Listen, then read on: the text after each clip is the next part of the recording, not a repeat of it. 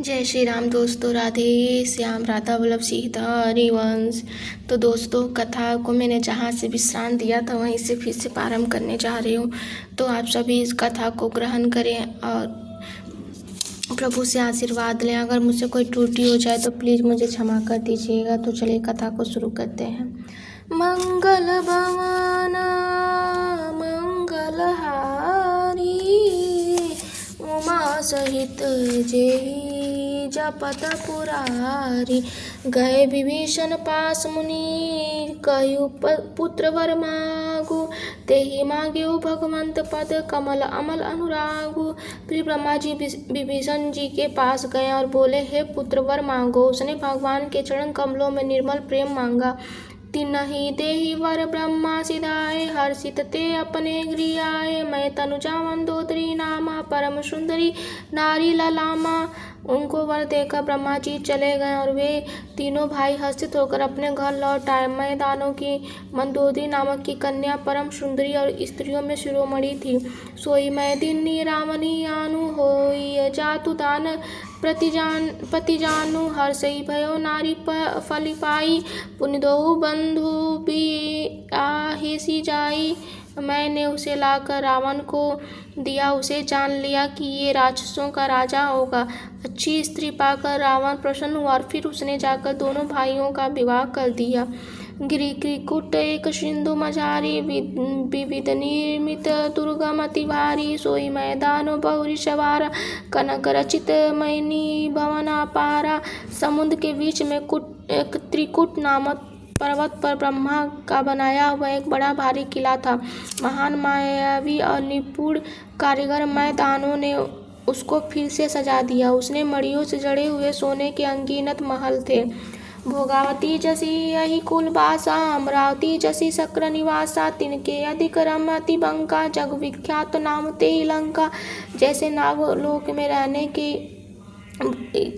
भोगावती पुरी है और इंद्र में के रहने की स्वर्गलोक में अमरावती पुरी है, उससे भी अधिक सुंदर और बांका वो दुर्ग था। जगत में उसका नाम लंका प्रसिद्ध हुआ। मंगल भवन मंगलहारी, उमा सहित जय जपत पुरारी। खाई सिंधु गंभीरति, चरे उदिसी फिर आओ। कनक कोट मणि खच्चित दृग, वर्णि न जाई बनाओ। उसे चारों ओर समुद्र की अत्यंत गहरी खाई घेरे हुए उसके मड़ियों से जड़ा हुआ सोने का मजबूत परकोटा था, जिसकी कारीगरी का वर्णन नहीं किया जा सकता।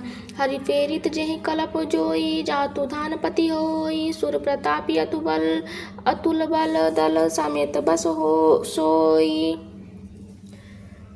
भगवान की प्रेरणा जिस कल्प में जो राक्षसों का राजा होता था, वही सूर्य प्रतापी अतुलित बलवान अपनी सेना सहित उस पुरी में बसता है।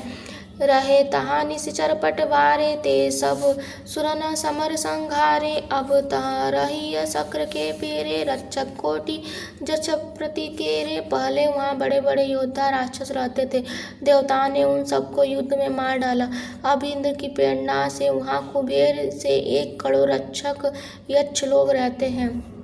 10 मुख कतहु खबरी सिपाही, सैन्य सहित गढ़ घेरसी जाई। देखी विकट वत बड़ी कटकाई, जक्ष जीव ले गए पराई। रावण को कहीं ऐसी खबर मिली, तब उसने सेना सजाकर किले को जा घेरा। उसमें बड़े विकट योद्धा और उसकी बड़ी सेना को देखकर यक्ष अपने प्राण लेकर भाग गए। फिर सब नगर दशानन देखा, गई सोच सुख भयु विशेषा। सुंदर सहज अगम अनुमानी, कि नहीं तहाँ रावण राजधानी। तब रावण ने घूम फिर कर सारा नगर देखा। उसकी स्थान संबंधी चिंता मिट गई और उसे बहुत ही सुख हुआ। उस पुरी को स्वाभाविक सुंदर और बाहर वालों के लिए दुर्गम अनुमान करके रावण को वहाँ अपनी राजधानी कायम की। जय जस जोग पटी गृह किन्ने, सुखी सकल रजनीचर किन्ने। एक बार कुबेर पर दावा, पुष्पक जान जीत ले आवा। योग्यता के अनुसार घरों को बांटकर रावण ने सब राक्षसों को सुखी किया। एक बार वो कुबेर पर चढ़ दौड़ा और उसने पुष्पक विमान को जीत ले आया। मंगल भवन मंगलहारी उमा सहित जय जपत पुरानी कौतुक कही कैलाश पुनील लिन्नसी जाई उठाई मनोतोली निज बाहुबल चला बहुत सुख पाई।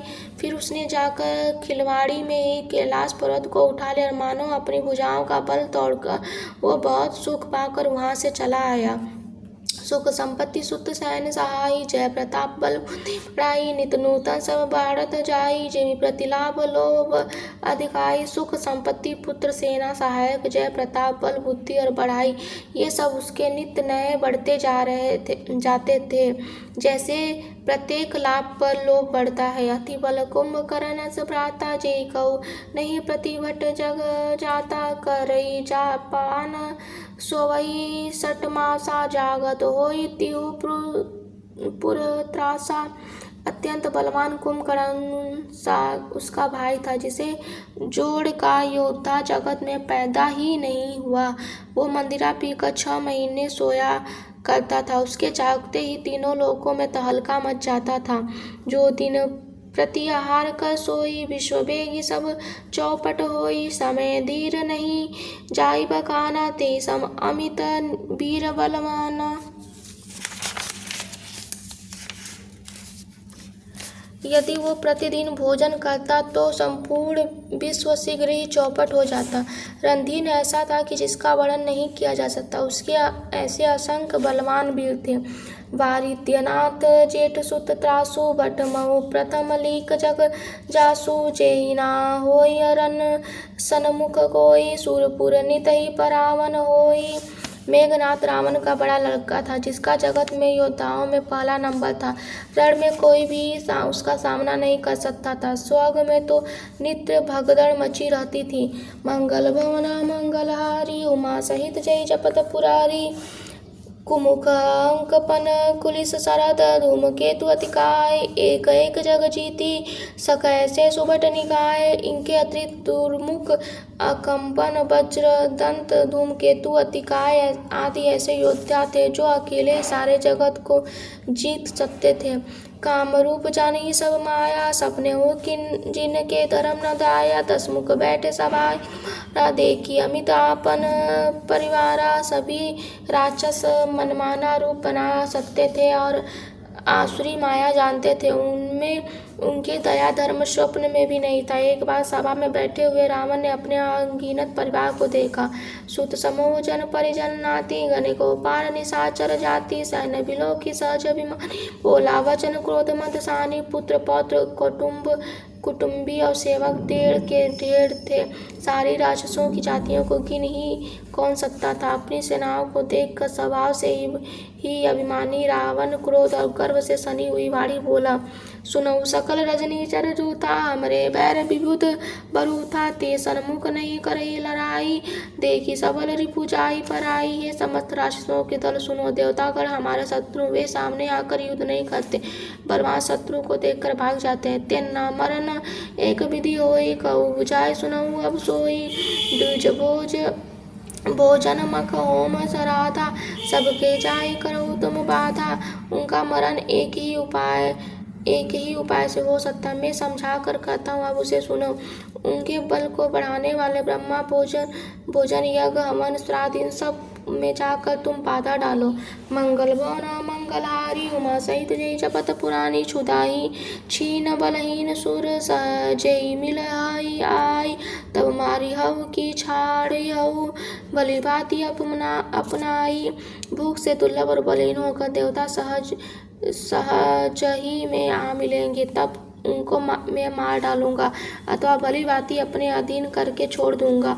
मेघनाथ कहू पुनिह करावा दिने सीक बलु बयरु बढ़ावा। जे सुर समर धीर बलवाना तिनके लरिबे कर अभिमाना। फिर उसने मेघनाथ को बुला और सिखा पढ़ाकर उसके बल और बैर भाव को उत्तेजना दी। फिर कहा, हे पुत्र, जो देवता रण में धीर और बलवान है और जिन्हें लड़ने का अभिमान है, तिन्हीं जीती जन रण आनी सुबांधी उठी सुत पीतु अनुशासन गांधी। यही विधि सबई आज्ञा दीनी आपुन जले गदा कर लीनी। उन्हें युद्ध में जीत कर बाद लाना। बेटे ने उठकर पिता की आज्ञा को सिरोधर किया। इसी तरह उसने सबको आज्ञा दी और आप ही हाथ में गदा लेकर चल दिए। चलत दशानन डोलती अवनी, गर्जत गर्भ स्रवहि सुर अवनी। राम नावत सुनेउ सकोहा, दे मन तके मेरु गिरि खोहा। रावण के चलने से पृथ्वी टगमगाने लग और उसकी गर्जना से देवर मुनियों के गर्भ गिरने लगे। रावण को क्रोध सहित आते सुनकर देवताओं में सुमेरु पर्वत की गुफाएं तरकी भाग कर सुमेरु की गुफाओं का आश्रय लिया।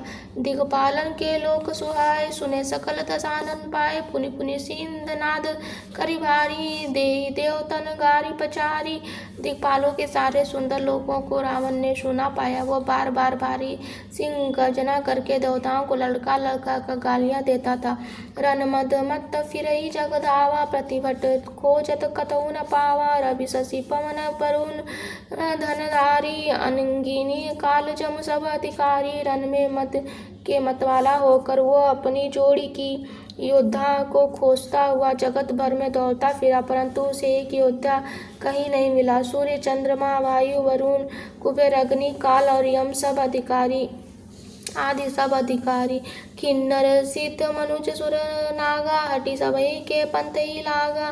ब्रह्मा सृष्टि जहाँ लगी तनुधारी, दसमुख बस बर तीन नर नारी। किन्नर सिद्ध मनुष्य देवता नाग सभी के पीछे वो हठ पूर्वक पड़ गया, किसी को भी उसने शांतिपूर्वक नहीं बैठने दिया।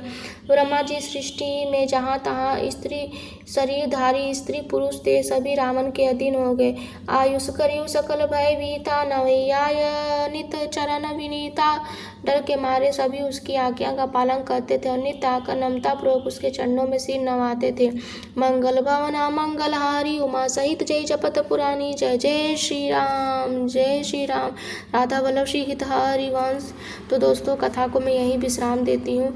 आगे की कथा में कल आपको सुनाऊंगी। तब तक के लिए जय श्री राम। राधा वल्लभ श्री हितहरि वंश।